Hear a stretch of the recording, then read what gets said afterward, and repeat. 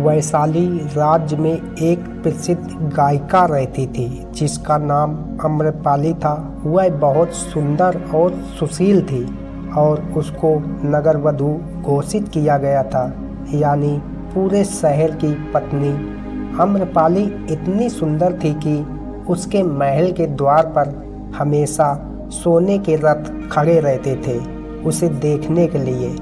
यहाँ तक कि महल के राजाओं को भी उससे मिलने के लिए इंतजार करना पड़ता था।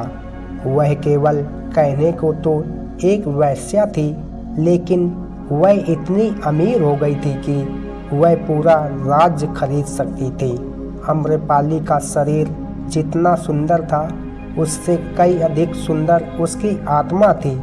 आम्रपाली सच्चे प्यार के लिए तरसती थी, क्योंकि आम्रपाली खुद से वेश्या नहीं बनी थी, उसे जबरदस्ती राजाओं ने वेश्या बनाया था। आम्रपाली अपने ग्राहकों को बहुत प्यार करने का दिखावा करती थी, क्योंकि उसे इसके लिए भुगतान किया जाता था, लेकिन अंदर से वह उनसे बहुत नफरत करती थी, क्योंकि वह सभी इसका इस्तेमाल एक भोग की वस्तु के रूप में करते थे, एक इंसान के रूप में उसका सम्मान नहीं करते थे। हर व्यक्ति उसकी बाहों में सोना चाहता था। एक दिन आम्रपाली अपने महल की बालकनी में खड़ी थी।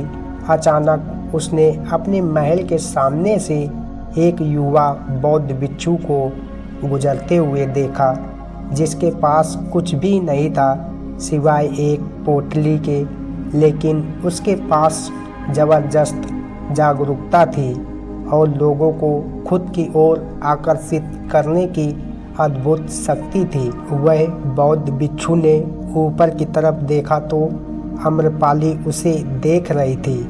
युवा बौद्ध भिक्षु ने आम्रपाली की ओर देखते हुए बेहद सम्मान भाव के साथ आम्रपाली को प्रणाम किया।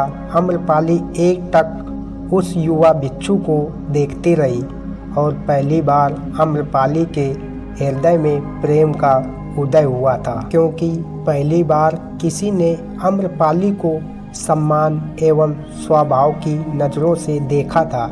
किसी ने पहली बार उसे इंसान होने का एहसास दिलाया था और आम्रपाली तुरंत सीढ़ियों से नीचे उतर कर आई और बाहर आकर उस युवा बौद्ध भिक्षु के पैर छुए और कहा, कृपया करके आज के दिन आप मेरे मेहमान बने और मेरे महल में चलकर भोजन स्वीकार करें।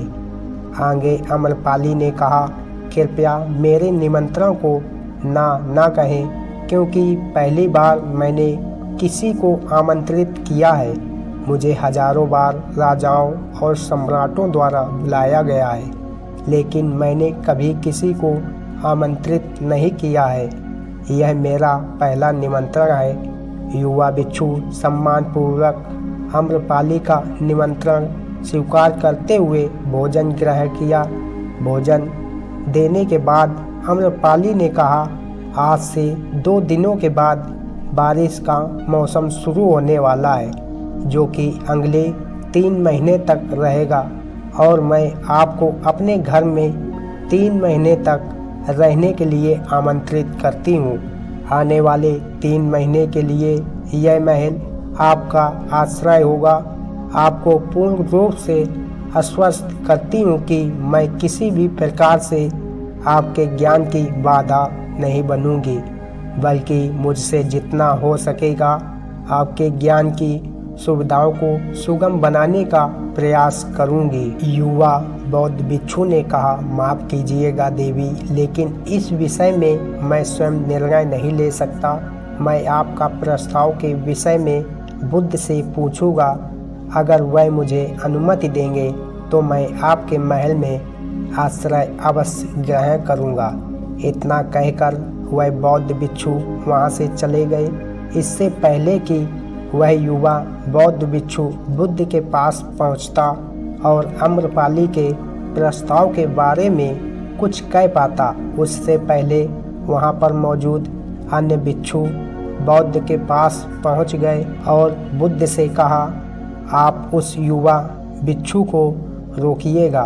और आम्रपाली ने उसे 3 महीने रहने के लिए अपने घर पर बुलाया। आम्रपाली एक वेश्या है और एक बौद्ध भिक्षु एक वेश्या के घर में 3 महीने रहे, यह सही नहीं है। इससे हमारे संघ में गलत संदेश जाएगा।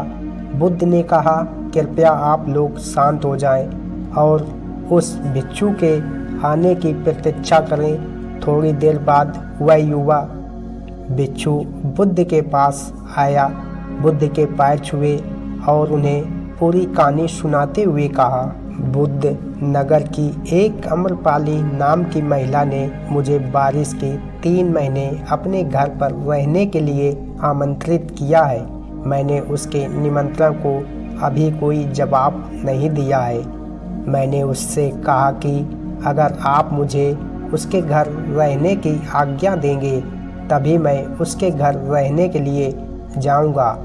और अब बुद्ध आप जो कहेंगे मैं वही करूंगा। उस युवा भिक्षु ने आम्रपाली के विषय में वैश्या शब्द का प्रयोग न करते हुए केवल महिला शब्द का प्रयोग किया। बुद्ध ने उस युवा भिक्षु के आंखों में देखा और कहा, तुम रह सकते हो। तभी अचानक कुछ भिक्षुओं ने कहा कि बुद्ध यह सही नहीं है, यह युवा भिक्षु एक सच्चाई छुपा रहा है। इसका कहना है कि एक आम्रपाली नाम की महिला ने अपने घर में रहने के लिए आमंत्रित किया है, लेकिन वह एक महिला नहीं है, वह एक वेश्या है। बुद्ध ने कहा, मैं जानता हूँ, और क्योंकि इसने वेश्या शब्द का प्रयोग नहीं किया, इसका मतलब इसके मन में उसके लिए सम्मान का भाव है, इसलिए मैं इसको वहाँ रहने के लिए अनुमति देता हूँ। वहाँ मौजूद हजारों भिक्षुओं को विश्वास नहीं हो रहा था कि बुद्ध ने एक युवा भिक्षु को एक वेश्या के घर में रहने की अनुमति दे दी है। अगले 3 दिनों के बाद वह भिक्षु आम्रपाली के घर रहने के लिए चला गया। उसके जाते ही वहाँ पर उपस्थित अन्य भिक्षु उसके विषय में तरह तरह की बातें बनाने लगे।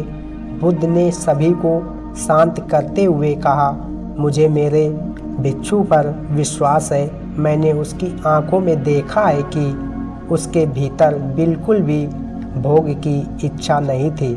अगर उस भिक्षु का ध्यान गहरा है तो वह आम्रपाली के हृदय को परिवर्तित कर देगा, और अगर भिक्षु का ध्यान गहरा नहीं है तो आम्रपाली अपने शारीरिक आकर्षण से भिक्षु को अपरिवर्तित कर देगी, जिसका उत्तर हमें 3 माह के बाद मिलेगा। बुद्ध की बात सुनकर वहां उपस्थित भिक्षुओं ने कहा कि उस युवा भिक्षु पर बहुत अधिक भरोसा करके आप जोखिम उठा रहे हैं। भिक्षु युवा है और आम्रपाली बहुत सुंदर है। समय प्रारंभ हुआ और वर्षा ऋतु आई। 3 माह बीते और वह युवा भिक्षु वापस आया। उसने बुद्ध के पैर छुए और उस युवा भिक्षु के पीछे आम्रपाली भी आई। उस युवा भिक्षु ने आम्रपाली का बुद्ध से परिचय कराते हुए कहा, बुद्ध यह आम्रपाली है और यह आपसे दीक्षित होना चाहती है। यह एक अनोखी महिला है। यह न केवल सुंदर है बल्कि इसकी आत्मा इतनी शुद्ध है जिसकी आप कल्पना नहीं कर सकते। आम्रपाली ने बुद्ध के पैर छुए और कहा, मैं पहली बार युवा भिक्षु को देखते ही प्रेम करने लगी थी, इसलिए मैंने इस युवा भिक्षु को अपने सौंदर्य से कई बार आकर्षित करने का प्रयास किया, लेकिन मैं पूर्ण रूप से असफल साबित हुई।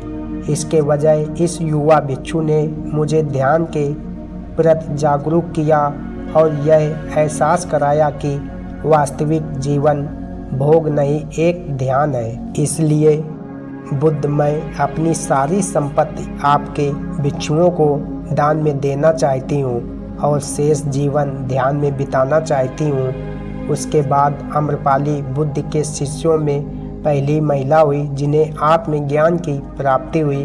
बुद्ध ने अपने संघ के सभी शिष्यों से कहा, यदि तुम वैश्याओं की संगत से डरते हो तो उस डर का उस वैश्या से कोई लेना देना नहीं है, बल्कि वह डर तुम्हारे बेशुद्ध मन की उपज है, क्योंकि तुमने अपनी कामुकता को दबा दिया है और कामुक ऊर्जा को दबाया नहीं जा सकता, इसे केवल और रूपांतरित किया जा सकता है। इसके बाद आम्रपाली हमेशा हमेशा के लिए राजमहल छोड़कर संग में शामिल हो गई।